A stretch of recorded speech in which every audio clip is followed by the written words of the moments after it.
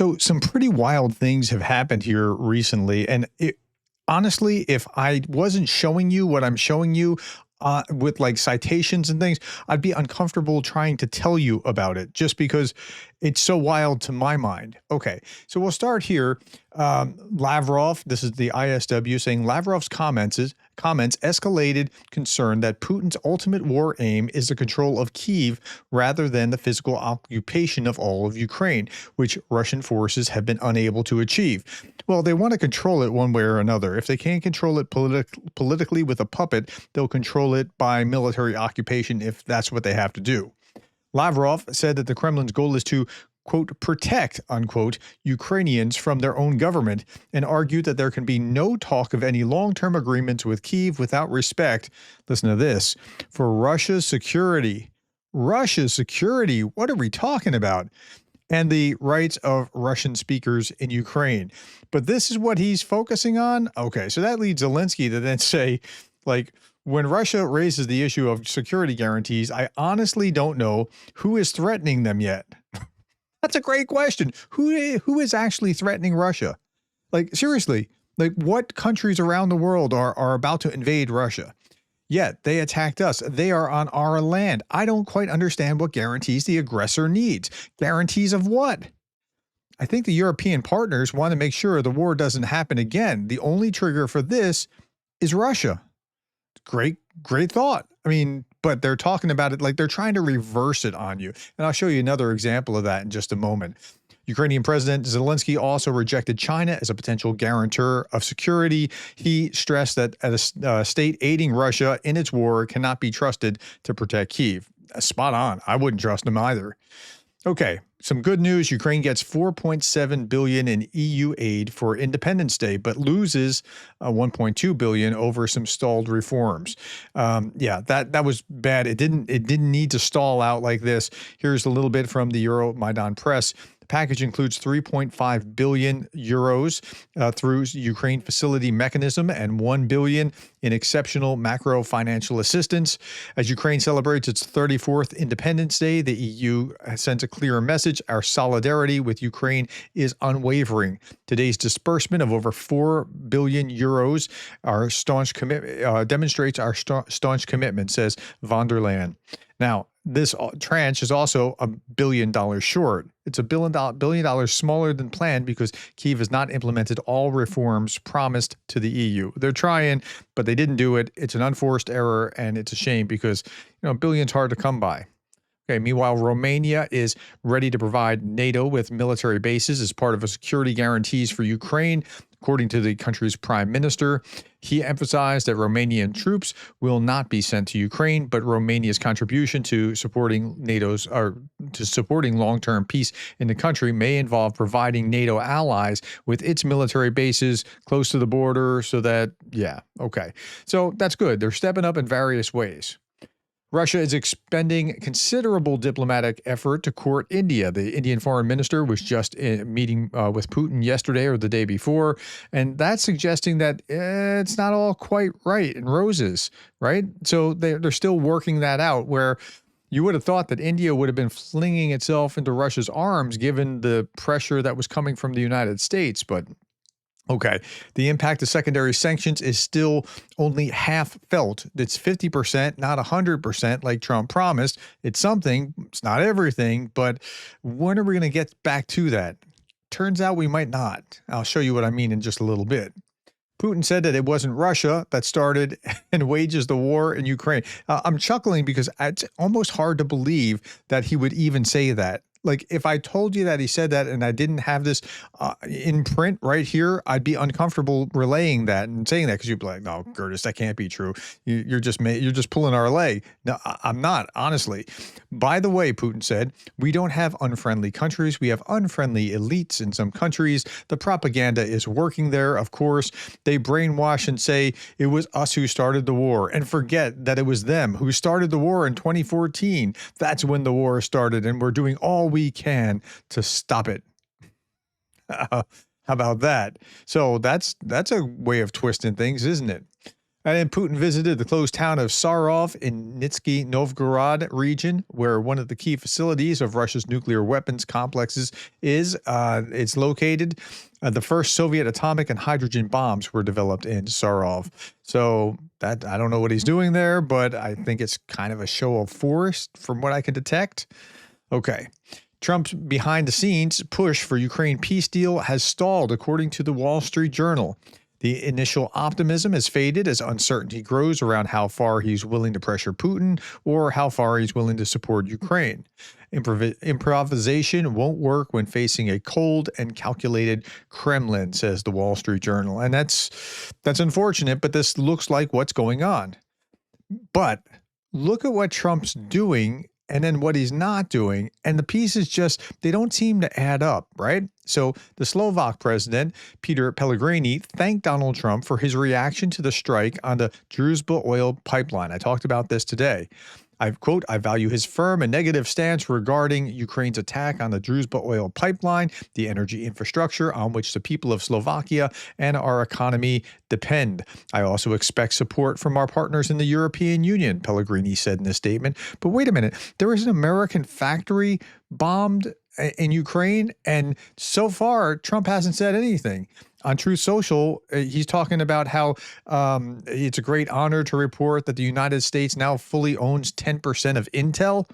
Wait a minute. We don't want the government owning these companies to begin with, but shares are now valued at approximately $11 billion. Is a great deal for America. What about the factory that was bombed in Ukraine?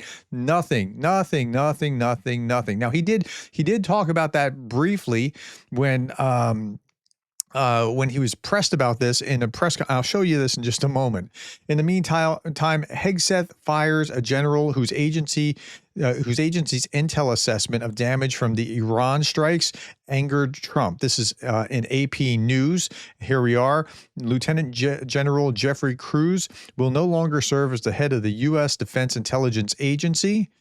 Its news conference following June strikes, Hegseth lambasted the press for focusing on the preliminary assessment, but did not offer any direct evidence of the destruction of Iranian nuclear production facilities. Quote, you want to call it destroyed, you want to call it defeated, you want to call it obliterated, choose your word. This was a historically successful attack, Hegseth said then. Trump has a history of removing government officials whose data and analysis he disagrees with. Earlier this month, after a lousy jobs report, he fired the official in charge of the data. Now, let's say two things to this. The first thing is, in 2014, Obama fired General Flynn, the guy who occupies the same exact job here as this guy, if I recall correctly. So it can go either way. But if it is true that Trump fired him just because he didn't like the report, that's terrible because you're not going to get true information filtering up, which is exactly what you need. So if that is the case, and it appears to be the case as far as I can detect, that's a really bad sign. Meanwhile, the U.S. government is going after John Bolton, Trump's former national security advisor. John Bolton, quote, has always put, according to Gary Kasparov, has always put the national interest first. This naturally puts him at odds with Donald Trump, who thinks only of himself. And then, so I'll come back to Bolton in just a little bit. We also see this very weird interlude. 2026 World Cup draw will take place on December 5th in Washington. This was announced by U.S. President Donald Trump. The draw will be held at the John F. Kennedy Center for the Performing Arts, which, if I'm not mistaken, maybe I got the wrong, maybe it's Carnegie or something along those lines, but isn't Trump in charge of that or something? Pointed himself. And what power does Putin have over Trump that, like, I'm going to start calling Putin Rasputin, because you'll see this in the next video here, or this little bit here. Okay, Donald Trump just hijacked his own FIFA World Cup press conference, which he's talking about. This is just commentary. He went on about Putin wants to come to the World Cup in DC and how very respectful Putin has been. And then he does this. It's weird. Why? I just sent a picture from somebody that wants to be there very badly. He's been very respectful of me and of our country, but not so respectful of others. But I'm going to sign this for him, but I was sent one, and I thought you'd all like to see it. That's a man named Vladimir Putin. Wait, you're in a FIFA press conference, like World Soccer Cup conference, talking about that, and you're talking about Vladimir Putin wants you to sign an autograph? What? Who I believe will be coming, depending on what happens. Who will be coming to the FIFA? What? He may be coming and he may not, depending on what happens. We have a lot of things happening over the next couple of weeks. But I thought it was a nice picture of him. Okay of me, but nice of him. So I told you, it was just such weird things happening today. Have you spoken to Vladimir Putin about the fact that a U.S. factory was hit in an airstrike in Ukraine? A reporter asks. Listen. So that was very nice that it was sent to me. Okay?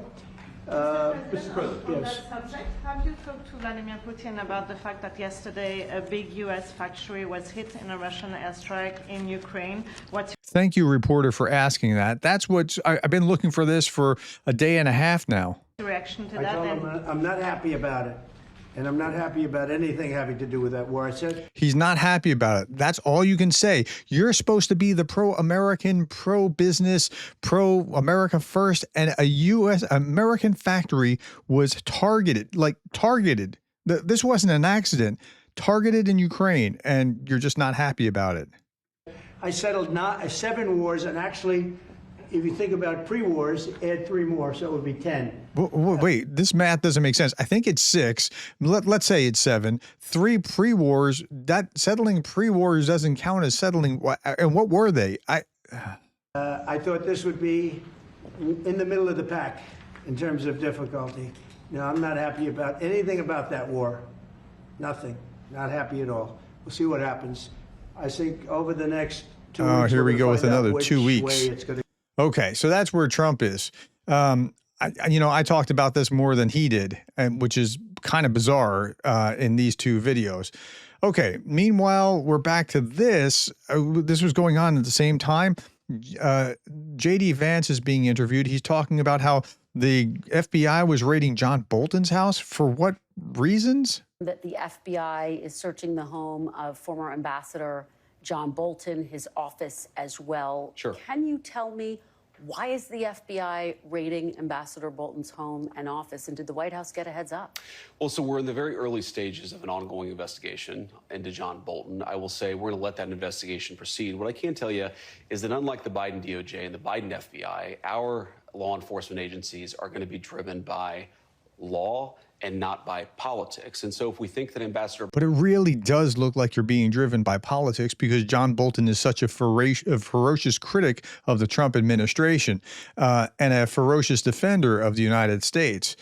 Okay. I have great respect, says Gary Kasparov, for Ambassador Bolton, where I agree with him and where I don't, because he's always put national interests first. This is another version of that same kind of story that I showed you earlier, who think, as opposed to Trump, who he's at odds with, who thinks only of himself. It's another dark and dangerous day for American democracy. It looks really bad. If it is what it looks like, it's a dark and dangerous day. I don't know. Maybe Bolton's doing something on the side that we don't know about, but it doesn't strike me that he is. I remember reading a book, I don't remember when it was, just years ago, where somebody, I think it was, it might have been Dick Cheney, who said, and this is almost a quote, it's not quite a quote, but something like, if John Bolton was to storm the gates of hell, I would go with him, because he just trusts John Bolton's character that much. And so this is not a good look for the Trump administration. Trump on the FBI raid on Bolton's house. I could know about it. I could be the one starting it. I'm actually the chief law enforcement officer. No, you're not, Mr. President.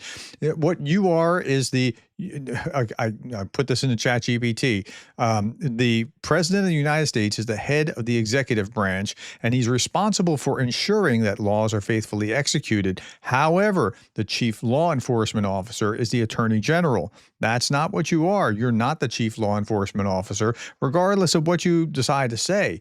So you shouldn't know about it. And if you do, or if you are acquainted with everything or behind it, it looks like the terrible kind of thing that you were accusing your predecessor of.